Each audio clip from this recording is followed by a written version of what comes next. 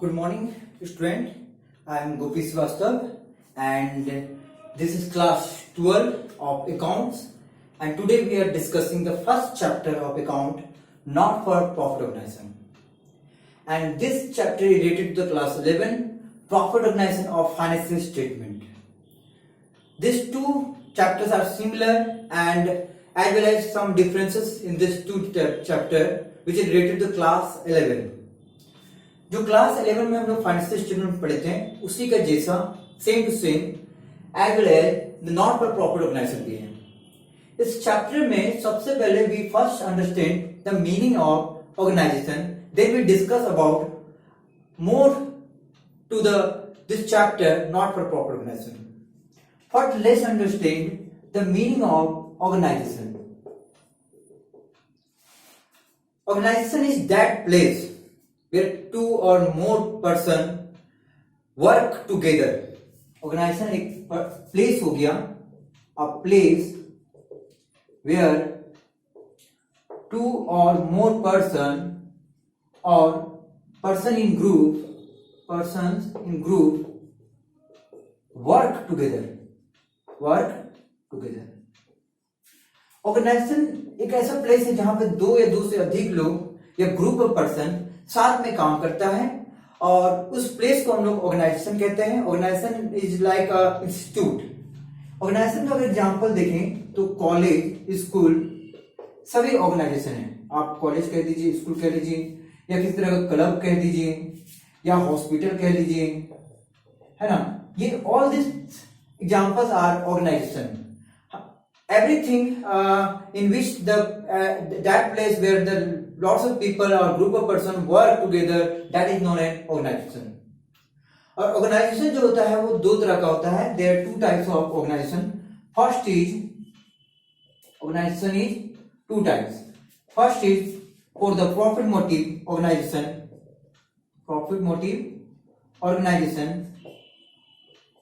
and the second is about related to the not profit और non profit organisation, non profit motive organisation, या फिर आप इसको profit motive organisation भी कह सकते हैं। तो ऑर्गेनाइजेशन एक ऐसा प्लेस है जहां पे ग्रुप ऑफ पर्सन काम करता है, और ऑर्गेनाइजेशन जो भी होता है वो दो तरह का होता है, प्रॉफिट मोटिव ऑर्गेनाइजेशन और नॉन फॉर प्रॉफिट ऑर्गेनाइजेशन। अगर प्रॉफिट ऑर्गेनाइजेशन बात करें तो कोई कंपनी हो गया, कोई फर्म हो गया, कोई इंटरप्राइज हो गया, तो ये सभी चीज जो है प्रॉफिट ऑर्गेनाइजेशन के लिए होता है। This organization work for only for the profit motive. जैसे कोई कंपनी सिर्फ प्रॉफिट के लिए काम करता है, कोई फर्म सिर्फ प्रॉफिट के लिए काम करता है, कोई इंडस्ट्री भी, कोई इंटरप्राइज भी सिर्फ प्रॉफिट के लिए काम करता है।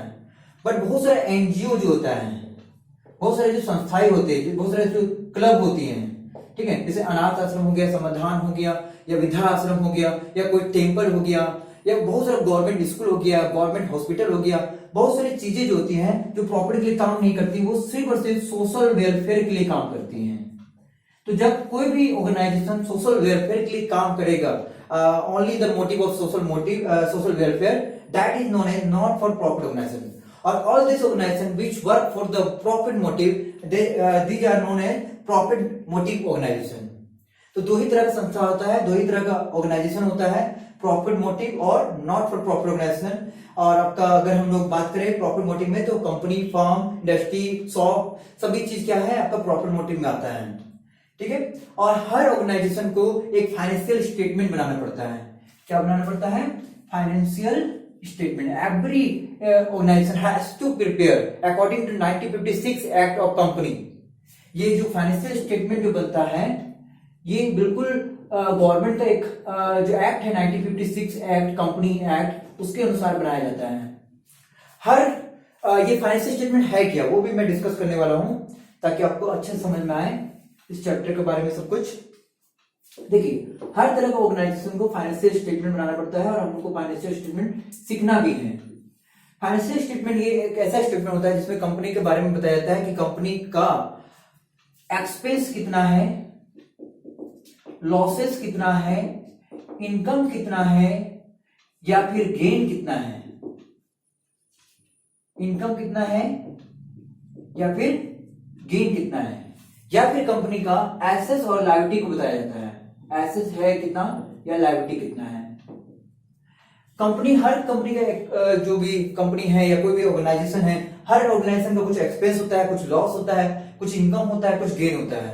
मतलब या फिर वो एक्सपेंस होगा या फिर उसको इनकम होगा, या लॉस होगा या फिर गेन होगा। इस तरह से कंपनी में हमेशा ना कुछ होते रहता है। या उसका एसेट कितना है, उसके पास संपत्ति कितना है, उसका लैंड एंड बिल्डिंग कितना है। ऐसे जो बात करें तो उसके पास बिल्डिंग क्या है, कितना है, या फर्नीचर कितना है ना, या उसके पास और भी जैसे बहुत सारी चीजें हैं, जैसे मशीनरी कितना है। लाइबिलिटी के बारे में बात करें तो क्रेडिटर कितना है, या आपने बैंक से लोन कितना लिया है। ठीक है, ये सब चीजें क्या होता है, लाइबिलिटी हो जाता है।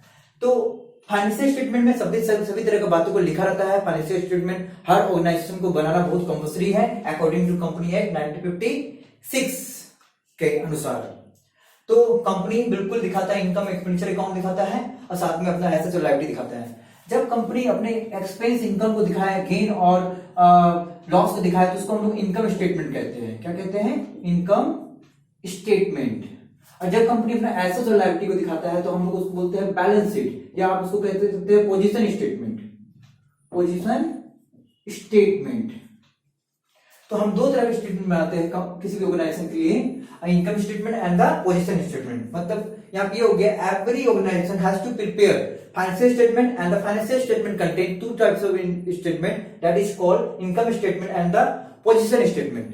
Position statement decide and declare the assets and liability of the company, and the income statement is related to the income expenditure of the company.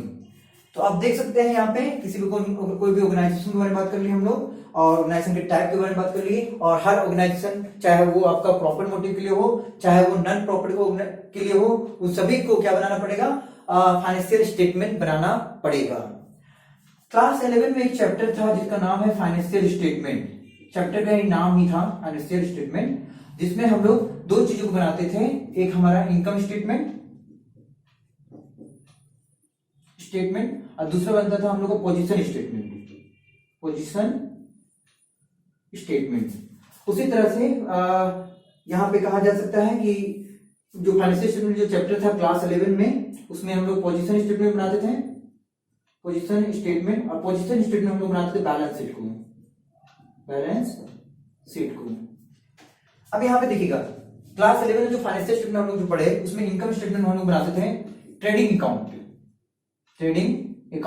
या फिर हम लोग बनाते थे पीएल अकाउंट, मतलब प्रॉफिट एंड लॉस अकाउंट। अब position statement हम लोग बनाते थे बैलेंस शीट को। तो यहाँ पे हम बैलेंस शीट को दिखा दिए है ना, ठीक है। वहीं ये जो फाइनेंशियल स्टेटमेंट है, ये बिल्कुल सिर्फ प्रॉफिट ऑर्गेनाइजेशन के बारे में बता रहा हूं कि कोई प्रॉफिट ऑर्गेनाइजेशन को फाइनेंशियल स्टेटमेंट जब बनाना पड़ता है तो वो इनकम स्टेटमेंट में ट्रेडिंग अकाउंट बनाता है, पीएल अकाउंट बनाता है, और पोजीशन स्टेटमेंट की जगह वो बैलेंस शीट को बनाता है, ठीक है। अब वहीं अगर हम फाइनेंशियल स्टेटमेंट बात करें नॉन प्रॉफिट ऑर्गेनाइजेशन का, नॉट फॉर प्रॉफिट ऑर्गेनाइजेशन मतलब नॉन प्रॉफिट ऑर्गेनाइजेशन के बारे में, कि अगर वो बनाएगा तो वो इनकम स्टेटमेंट के रूप में क्या बनाएगा, तो इनकम स्टेटमेंट के रूप में वो बनाता है income expenditure account, income and expenditure account, और साथ में वो बनाता है receipt and payment account, receipt and payment account, ठीक है। और वो पोजीशन स्टेटमेंट के नाम पे बनाता है बैलेंस शीट को।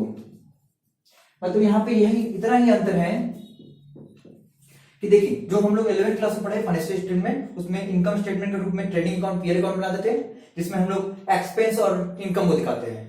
उसी प्रकार से हम यहाँ पे भी फाइनेंशियल स्टेटमेंट बनाते हैं। ये आपका प्रॉफिट ऑर्गेनाइजेशन हो गया, प्रॉफिट ऑर्गेनाइजेशन का, ये हो गया आपका नॉट फॉर प्रॉफिट ऑर्गेनाइजेशन का फाइनेंशियल स्टेटमेंट। ये फाइनेंशियल स्टेटमेंट आपका प्रॉफिट ऑर्गेनाइजेशन, और ये फाइनेंशियल स्टेटमेंट आपका नॉट फॉर प्रॉफिट ऑर्गेनाइजेशन।